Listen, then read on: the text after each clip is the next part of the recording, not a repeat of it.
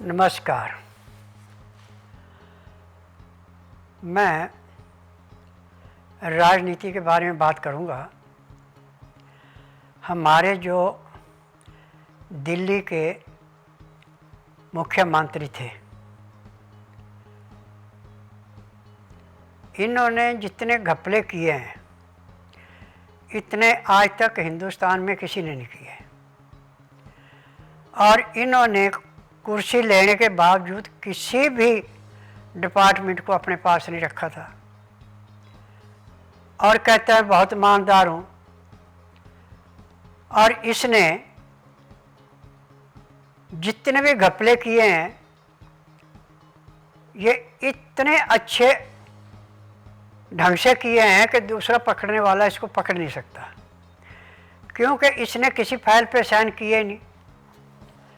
Sign करने के लिए इसके पास स्टाफ था और जेल में जाके कहता कि मैं निर्दोष हूँ। निर्दोष नहीं है। किसी भी रोड को देखो, किसी रोड का पानी नहीं है जो कि नालियों से निकल जाए। सब नालियाँ बंद पड़ी हैं, रोड सारे खुदे पड़े हैं। और कहता है मैं तो इसको स्वर्ग बनाऊंगा। स्वर्ग कहाँ से बनाया इसने? तो नर्क बना के रख दिया। और जितने भी इसने मोहल्ले क्लिनिक बना रखे हैं, इनमें कुत्ते और सुअर लेटते हैं। यहाँ पे कोई किसी का इलाज नहीं होता। और इसने पता नहीं कितने रूपों में पैसा ठगा है।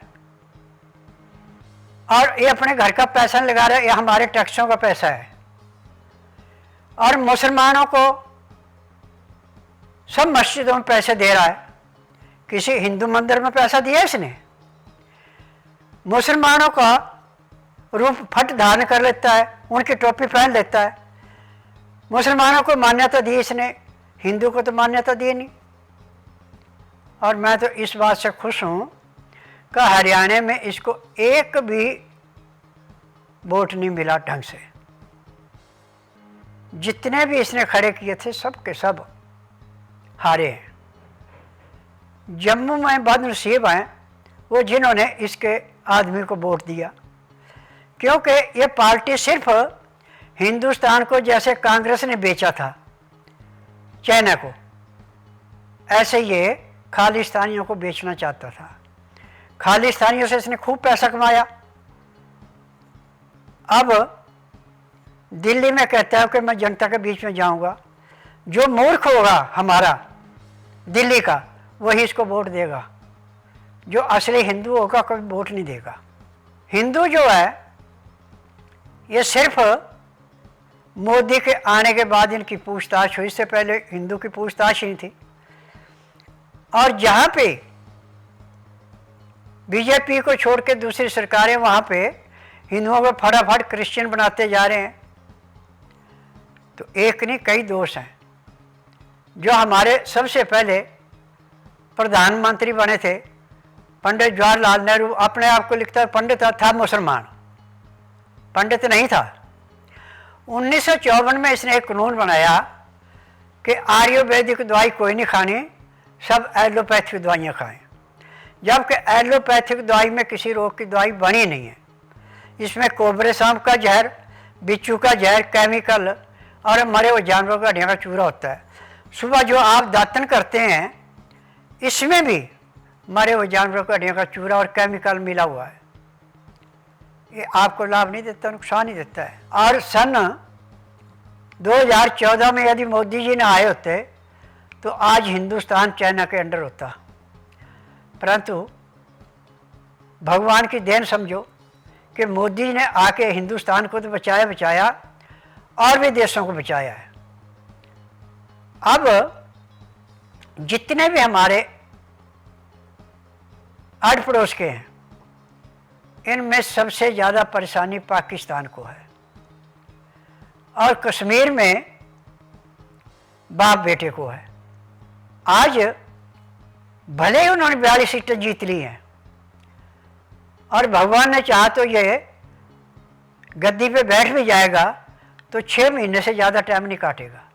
6 महीने से अंदर अंदर ही इलेक्शन जो है फिर वहाँ पे राष्ट्रपति शासन लगाएगा, क्योंकि इन्होंने वायदा किया कि 35A 370 लाएंगे, वो कभी नहीं आ सकती, इस जन्म के अगले जन्म में नहीं आनी। आज जितने भी संसार के अंदर बीजेपी को छोड़ के जितनी भी पार्टियां हैं, सब ने पैसा कमाने का ढंग सोचा है। अब यूपी में जो आदमी दिन में भी अकेला चलने से डरता था, आज रात को भी कैसे चलता खुलेआम। तो शासक ऐसे होने चाहिए जैसे योगी जी। योगी जी ने कोई गलत काम नहीं किया आज तक, और ऐसे भी जिसने भागवत वस्त्र धारण कर लिया और ईमानदारी से किया, वो कभी गलत काम नहीं करेगा। परंतु जिसने दिखावे में भागवत वस्त्र पहन लिया, अंदर पे कालापन है, वो कभी भी किसी का भला नहीं कर सकता, हमेशा बुरा ही करेगा। और आज पूरे संसार के अंदर सबसे ज़्यादा दुर्दशा दिल्ली की है, और दिल्ली में शाहीन बाग वाला, किसानों वाला आंदोलन की सारी देन जो है केजरीवाल की है, दूसरे नंबर पे राहुल की है। इन दो आदमियों ने राजनीति में इतनी गंदगी डाल दी है कि आप सालों भी साफ करेंगे तो भी नहीं होगी। और मैं तो दिल्ली वासियों से एक ही निवेदन करता हूँ कि मुफ्त का खाना छोड़ दें, मुफ्त का खाना कभी नहीं पचता।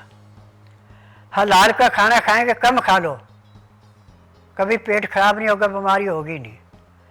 जिसको 2 रोटी की भूखा 4 खाएगा तो चाय पाई पकड़ेगा। आज जहाँ जहाँ पे कांग्रेस की सरकार है, वहाँ देखिए क्या क्या अत्याचार हो रहे हैं। अपना हिमाचल सबसे अच्छा था, आज उसमें लैट्रिन सीट पे 25 रुपए की टैक्स लगा दी। आपके पास एक लैट्रिन है तो 25 रुपये, 2 है 50 रुपये, 4 हैं तो 100 रुपये। और झूठ बोल के कि मैं इनको पैसा दे रहा हूँ, पैसा किसी को नहीं दे रहा है, ये पैसा सारा अपनी जेबों में जा रहा है। और हमारी हिमाचल की तो इतनी भोली भाली जनता है कि इनको जैसे बकाते बकाव में आ जाती है। सन 1970 में जब शांता कुमार जी मुख्यमंत्री बने थे, तो उस टाइम हिमाचल की हालत थी कि जहाँ पे खचरनी जाती थी, वहाँ पे जब पंजाब से हिमाचल में काट के जो इलाका दिया था, उसमें जहाँ घोड़े खच्चर नहीं जा सकते, वो पक्की सड़कें बना के दी थी प्रताप सिंह कैरों ने। तो बाद में देखिए करनाल में कैसा उसका हाल हुआ। और आज ये कहती है कि इंदिरा जी गोली से मारी। इंदिरा गोली से भले मारी, इंदिरा के कर्म ले गए। जब इसको कोर्ट ने कहा था कि आप 6 साल तक इलेक्शन नहीं लड़ सकती, तो इमरजेंसी लगाई थी। यदि उस टाइम इमरजेंसी में जनसंघ के आदमी अंदर न किए होते तो भी इतना बखेड़ा नहीं होता। परंतु उस टाइम कुंवारे लड़कों का भी जबरदस्ती फैमिली प्लानिंग ऑपरेशन कर दिया था। बहुत दुर्दशा थी, और जिन्होंने थोड़ा सा बोल दिया उसी को उठा के अंदर कर देते थे। आप बताइए, मोदी जी ने किसी स्टेट पे, किसी राज्य पे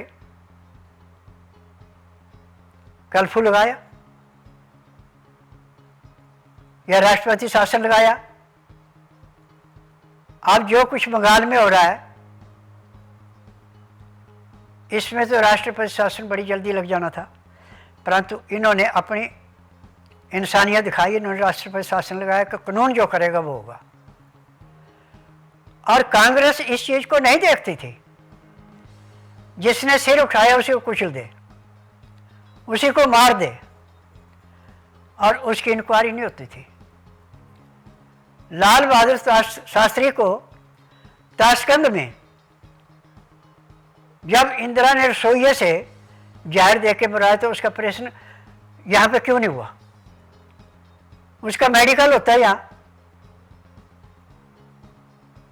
आप ये बताइए,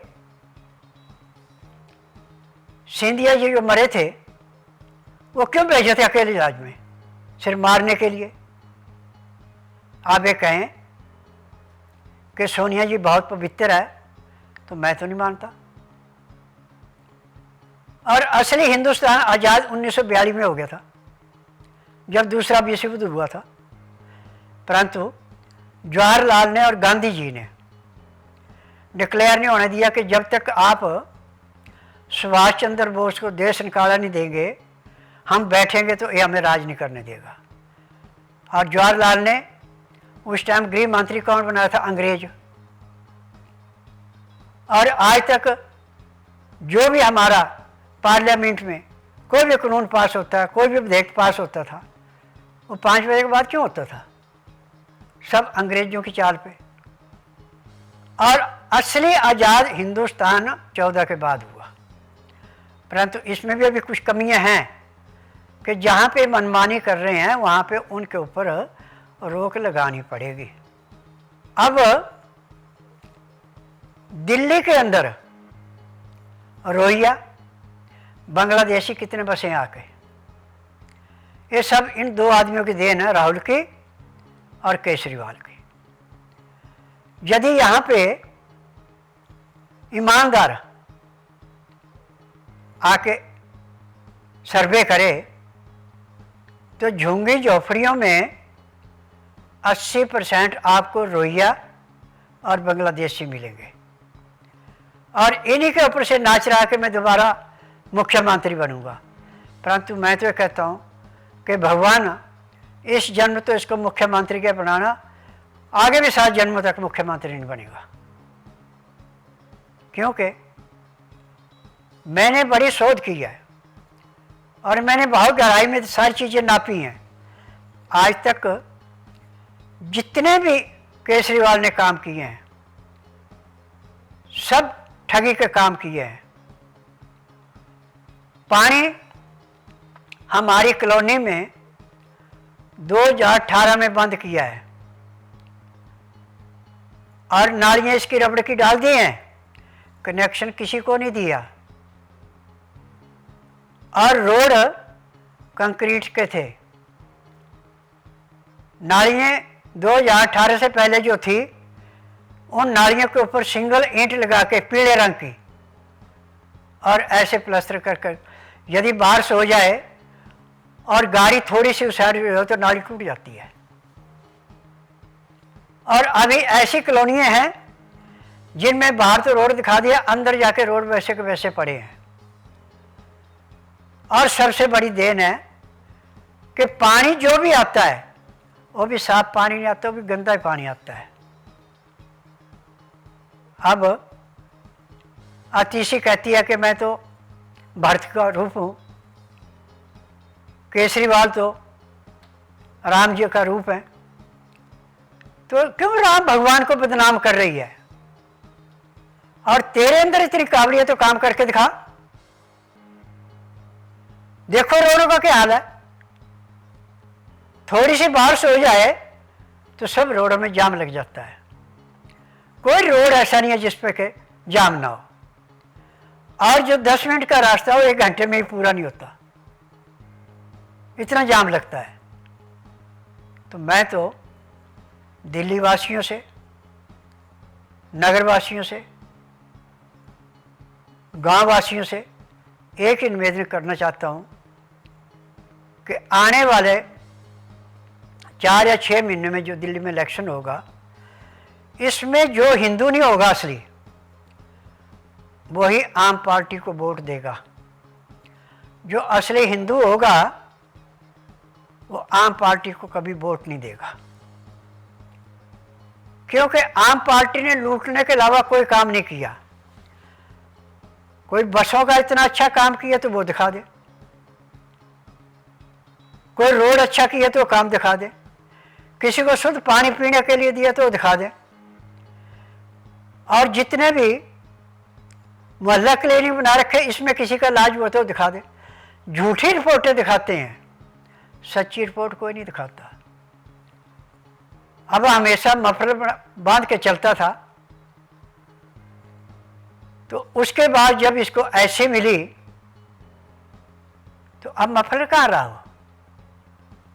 जब त्योहार में तो कहता शुगर घट गई, शुगर बढ़ गई, आज कहाँ है वो। और जिस शीश महल में रहता था उसमें ताले लगा के क्यों आया। सब दिखावा का इसका। और इसने सबसे ज्यादा बेवकूफ बनाया अन्ना हजारे को, और अन्ना हजारे की बदौलत ये आया है। पहले जो इसने रिजाइन दिया था तो दुनिया को परखने के लिए दिया था कि देखो मेरी 28 सीटें आई है, कांग्रेस को मिलकर मैंने सरकार बनाई, पर मैं अपनी मर्जी से काम नहीं कर सकता। तब इसने रिजाइन दिया था। और दोबारा अच्छे दिल्ली वालों ने सोचा भी बड़ा अच्छा है, इतने काम होने से इसने रिजाइन दे दिया, चलो इसी को बना दो। तो कितना बेवकूफ़ बनाया इसने। 10 सालों में एक भी काम ऐसा बता दें कि जिसमें इसने कोई सुधार किया हो। स्कूलों में जो लैट्रिन बाथरूम थे कमरे दिखा दिए। और कौन से स्कूल की इसने कोई बढ़ोतरी की है, किसी स्कूल को अच्छा रिजल्ट निकाला है। और स्कूलों में मास्टरों को आइए आप एक कागज पत्र भर के जाओ, पढ़ाई की इतनी ज़रूरत नहीं है। अब वो मास्टर बोलने से डरते हैं, वो टीवी के माध्यम से बोल नहीं सकते। परंतु मेरा जिनसे संपर्क होता है, जब मैं पूछता हूँ कहते ये हमारे कागज नहीं पूरे होते तो हम करें क्या। आज प्राइवेट स्कूल भी कुछ ही ऐसे हैं जिनमें पढ़ाई ठीक होती है, बाकी में सब में पैसा लूटने वाला काम है। और फीसें इतनी ज़्यादा कर रखी हैं बच्चों की कि जो मध्यम वर्गीय लोग हैं वो कभी प्राइवेट स्कूलों में बच्चों को पढ़ा नहीं सकते। और पढ़ाई जो कुछ अच्छी है आजकल वो प्राइवेट स्कूलों में है, गवर्नमेंट स्कूल में किसी में भी पढ़ाई इतनी अच्छी नहीं है। और रिजल्ट के हिसाब से देख लें, किसी हिसाब से देख लें कि कितना बुरा हाल है। आज तो मैं आपसे यही निवेदन कर रहा हूँ, दिल्ली वासियों से भी, और जो बाहर मेरा प्रोग्राम देख रहे हैं, सुन रहे हैं, उनसे एक ही निवेदन है कि जो पार्टी हिंदुस्तान को नहीं उठा सकती उसको वोट नहीं देना, चाहे आप वोट डालो चाहे ना डालो। और इस टाइम जो पार्टी राज कर रही है, इस पार्टी ने किसी किस्म की कमी है तो आप मेरे को व्हाट्सअप कर सकते हैं। व्हाट्सअप पे पढ़ करके मैं बताऊंगा किस जगह क्या हाल कैसा है।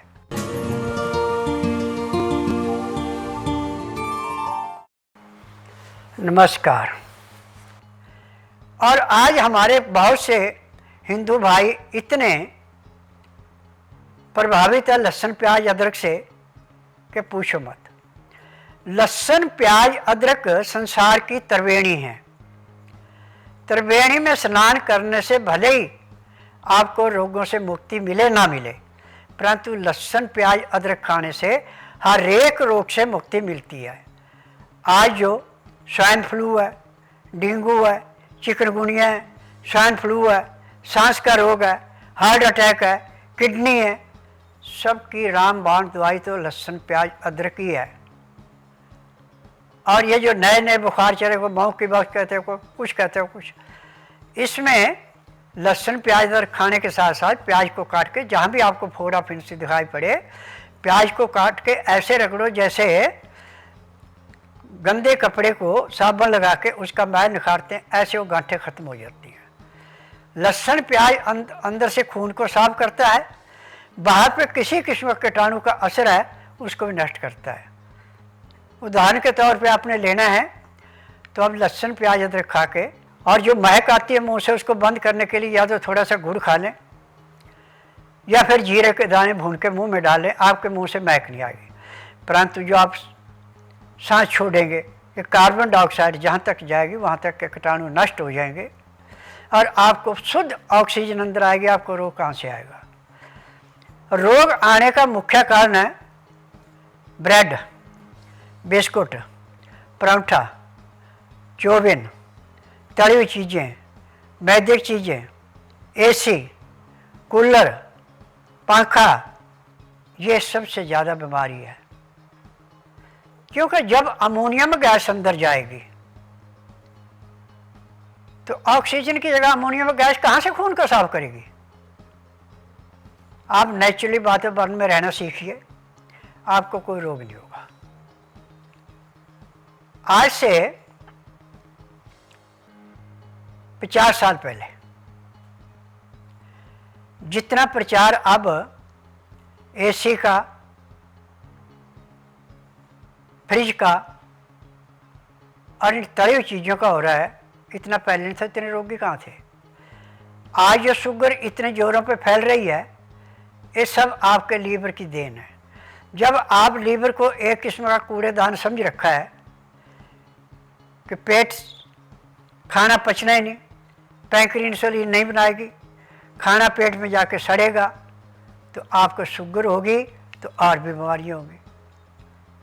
हमें शुगर की दवाई खाने को जरूरत नहीं है, ना एलोपैथिक को किसी रोग की दवाई बनी है। एलोपैथिक में जो दवाइयाँ हैं वो सिर्फ जहाँ पे आपको तकलीफ हो संग सुन करती हैं, रोग काटती नहीं है।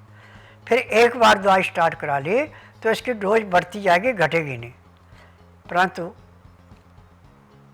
आयुर्वेद जिसको जड़ी बूटियों की पहचान और जड़ी बूटियों से दवाइयाँ बनाता है, उसको ना तो रोगी से पूछना पड़ता है माँ बाप की बीमारी, दादा दादी नाना नानी की नहीं पूछना पड़ता तकलीफ कहाँ है। जैसे नाड़ी परीक्षण करते हैं तो नाड़ी परीक्षण में MRI, CT scan, X-ray, ultrasound, ECG, sonography सब कुछ 5 सेकंड में हो जाते हैं। फिर उसके अनुसार दवाइयाँ दे के मेरे पास जिस दिन रोगी आता है उसी दिन उसको 20% परमानेंट मिल जाता है, रोग चाहे कितने पुराने से पुराना है। गठिया का रोगी जिस दिन मेरे पास आता है उसी दिन उसको 20% परमानेंट आराम मिल जाता है। 90% का कैंसर का रोगी है, 10% आराम उसको उसी दिन मिल जाता है। जिसको हफ्ते में 2 बार डायलिस किया जाता है उसका डायलिस उसी दिन बंद हो जाता है जिस दिन मेरे पास आते हैं। और पांडु रोग का रोगी जिस दिन आता है उसी दिन उसको 20% आराम मिल जाता है। और जो सुइयों से पानी निकालना पड़ता है, जिस दिन मेरे पास आता है उस दिन के बाद सुइयों से पानी निकालना पड़ता है। क्योंकि मैं नाड़ी वैद्य हूँ, मुझे 10,000 जड़ी बूटियों की पहचान है जिनसे मैं दवाइयाँ बनाता हूँ। मेरी अपनी फार्मेसी है, दवाइयाँ रजिस्टर्ड है, इनका साइड इफ़ेक्ट कोई नहीं है और इनमें किसी किस्म का केमिकल नहीं पड़ता। जिस दवाई में केमिकल पड़ेगा इसकी एक्सपायर डेट होगी, जिसमें केमिकल नहीं पड़ता उसमें एक्सपायर डेट नहीं होगी, परंतु शर्त इतनी है कि उसमें नमी नहीं आनी चाहिए। आप ऐसे बर्तन में रखें जिसमें नमी नहीं आएगी तो इसकी कोई एक्सपायर डेट नहीं है। और एक सबसे बड़ी बात यह है कि आज पूरे संसार के अंदर सिर्फ बिजनेस रह गया मेडिकल में। किसी का ये नहीं है कि किसी को ठीक कर दें, परंतु मेरा एकमात्र स्वस्थ विचार प्रोग्राम ऐसा है कि जिसमें जब रोगी हर जगह थक जाता है तब मेरे पास आता है, उसी दिन 20% आराम मिलता है। और किसी को भी महीने 1.5 महीने से फालतू दवाई नहीं खानी पड़ती। अब औरतों को जो यूट्रस में रसौली, ट्यूबों में सिस्ट हो रहे हैं, इसका मुख्य कारण है कि कमर में प्लास्टिक रखना। नाड़ा बांध के रखे तो इसको बीमारी कोई नहीं होगी। जब ट्यूबें हमारी यहाँ से चलती है कानों के पास से ऐसे, जब इनके ऊपर प्रेशर पड़ता है जैसे दूध फट जाता है ऐसे खून पड़ता है, जिससे ट्यूबों में सिस्ट बनते हैं और यूट्रस में रसौली बन जाती है। मेडिकल में तो इसका ऑपरेशन इलाज है। मेरे पास जिस दिन रसौली की औरत आती है उसी दिन उसको 20% आराम मिल जाता है और 1 महीने में रसौली चाहे कितनी बड़ी से बड़ी समाप्त हो जाती है। क्योंकि जड़ी बूटियों के अंदर गुण है, मैं नहीं कह रहा हूँ कि मेरे अंदर है। आपने यदि मेरा प्रोग्राम देखा स्वास्थ्य विचार, घरेलू नुस्खे, सेहत की बात, तो उसमें आपने देखा होगा कि जिनको डॉक्टर ने कह दिया आप संतान के योग्य नहीं, आप संतान पैदा नहीं, आज उनके संतान है। जिनको कह दिया आपका लाइलाज अब इलाज नहीं है, वो आज ठीक है। जिनका ब्रेन ट्यूमर था और जो बोल नहीं सकते, होश में नहीं थे, आज वो बिल्कुल होश में है, अपना काम कर रहे हैं। और जिनको डॉक्टर ने कहा था आपकी टीबी बिगड़ गया है, आप फेफड़ा काट दिया, बायां फेफड़ा पूरा काट दिया, दायां आधा काट दिया, आज वो निकल पावर की फैक्ट्री भी चला रहा है, गाड़ी भी चला रहा है। मैं तो पूरे संसार से एक ही निवेदन करना चाहता हूँ कि आज यदि आप मेरे प्रोग्राम को देख रहे हैं तो इस बात को गांठ बांध लें कि शाम को 7:30 से 8:30 जो मैं लाइव करता हूँ उसमें मैं फलों से, खान पान से, सब्जियों से, पेड़ पौधों से, जहाँ हम जन्म लेते हैं वहाँ के जलवायु से हर एक रोग को हम बिना दवाई के कैसे समाप्त कर सकते हैं। क्योंकि मैं किसी रोग को छुपा कर नहीं रखता, किसी की भी दवाई, और जिसका इलाज कहीं नहीं उसका इलाज मेरे पास है। मेरे पास पैर के तलुए से सिर के बाल तक के हर एक रोग का इलाज ऐसे है जैसे पानी में से मछली पकड़नी है। और जिस दिन रोगी मेरे पास आता है उसी दिन उसको 20% मिल जाता है, आराम मिल जाता है। आज तक पूरे संसार के अंदर चर्म रोग की कोई दवाई नहीं है, सिर्फ लूटना है। और मेरे पास जिस दिन चर्म रोग का रोगी आता है उसी दिन उसको 25 से 30% आराम मिल जाता है।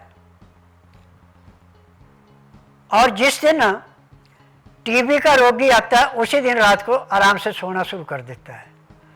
आज जितनी भी दवाइयाँ एलोपैथिक में हैं ये सिर्फ उस अंग को सुन करने की जहाँ तकलीफ होती है, किसी रोग की दवाई नहीं है जो कि रोग को जड़ से काट दे।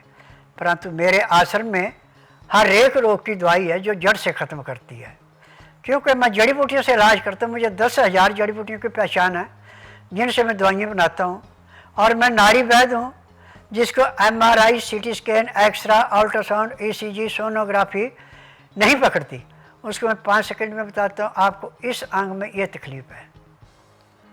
आज मेरा पूरे संसार से एक ही निवेदन है कि यदि आपने नाजायज़ खर्चों से बचना है तो आर्टिफिशियल चीज़ें खाना छोड़ दें, नॉर्मल खाना खाएं। रिफाइंड, सफोला इसका प्रयोग बिल्कुल ना करें। सरसों का तेल है, तिल का तेल है, अलसी का तेल है, सोयाबीन का तेल है जो रिफाइंड ना किया गया, आप इसका प्रयोग करें, आपको कभी नुकसान नहीं होगा। और जो आजकल आप घी लेके खा रहे हैं इसमें भी चर्बी मिल के आ रही है। असली घी बहुत कम मिलता है। और आज जितने लिफाफों में मिठाइयाँ बंद होके आ रही हैं, नमकीन है, बर्गर है, पता नहीं क्या क्या नाम रखे इनके, रिफाइंड में तली है वो भी जहर है, और जो चर्बी में तली वो भी जहर है। इसके खाने के बाद आप देखो पेट में कैसे जलन पैदा होती है, तो अपना प्रभाव दिखाते हैं। यदि आपको ज़्यादा खाने का शौक़ है तो भुने हुए चने लाके छिलके के साथ उनको पीस के पाउडर बना लें। फिर जिस किस्म का आपने बनाना उस किस्म का आप घर में छोटी छोटी मशीनें आ जाती हैं उनसे बना के खा सकते हैं, वो आपको नुकसान नहीं देगा। परंतु जो आप लिफाफों में बंद लेते हैं, आज जो चीज़ बनी है आप पता नहीं 15 दिन बाद खा रहे हैं, महीने बाद खा रहे हैं, 2 महीने बाद उसके अंदर जो पॉइजन पैदा हो गया वो आपको सिर्फ डॉक्टरों के घर भरने के लिए ले जाएगा, आपको बचाने के लिए प्रयोग में होगा। और रोटी हमेशा ताज़ी बना के खाएं। जो आटा बच गया फ्रिज में रख के फिर निकाल के रोटी बनाते वो भी आपको रोग पैदा करता है। जो सब्जी बच गई फ्रिज में रख के फिर दोबारा गर्म करके खाई वो भी नुकसान करती। सब्जी उतनी बनाओ, रोटी उतनी बनाओ जितनी आपने खानी। जो बच गई गाय भैंस को या कुत्ते को खिला दो, दोबारा उसको गर्म करके खाने की कोशिश मत करें। आज जितनी बीमारियाँ आपके बेटाइम में खाने की और ठंडे खाने की है, आपका खाना जिस टाइम बना उसी टाइम खा लेते हैं, आपको कोई रोग नहीं है। परंतु अभी खाना बनाया और खा रहे हैं आप 4 घंटे बाद, वो खाना आपको नहीं पचेगा। जिस आटे की चोकर निकाल दी वो खाना नहीं पचेगा। यदि अनाज का छिलका, दालों का छिलका, सब्जियों का छिलका साथ है तो मैं दावे से कह सकता हूँ कि जब तक आपके शरीर के अंदर सांस, आपको कोई रोग होगा ही नहीं। और डॉक्टर कहते हैं, हकीम कहते हैं कि खाना खाते समय पानी मत पियो, पानी पियो घंटे 1.5 घंटे बाद। ये है नाश की जड़ें। आप खाना खाते समय 2 गिलास गर्म पानी, लहसुन प्याज अदरक का रस मिला के पीते हैं, गर्म गर्म खाना खाते हैं। उसका तरीका है 2-4 गराई खाना खाया, 2 घुट पानी पिया, फिर 2-4 गराई खाना खाया, 2 घुट पानी पिया। खाना खाने में, पानी पीने में पूरा 1 घंटा लगाते हैं। उसके बाद दातन कूड़ा करके 5 मिनट के लिए आप वज्रासन बैठते हैं, आधा घंटा थोड़ी सैर करके 20 मिनट के लिए आप सब आसन लेटते हैं, 5 मिनट बाईं साइड करवट लेते हैं, 3 मिनट दाईं साइड करवट लें, फिर सब आसन लेट के बाईं साइड को करवट लेके उठते हैं। आपका खाना भी जल्दी पचेगा और आपको ज़िंदगी में किसी डॉक्टर हकीम के पास भी जाने की ज़रूरत नहीं पड़ेगी। क्योंकि मैं नाड़ी वैद्य हूँ, मैं जड़ी बूटियों से इलाज करता हूँ और मेरा अपना अनुभव है कि जो ताज़ा खाना खाएगा, खाना खाते समय पानी पिएगा और खाना खाने पानी पीने में 1 घंटा लगाएगा, इसको ज़िंदगी में कोई रोग हो ही नहीं सकता।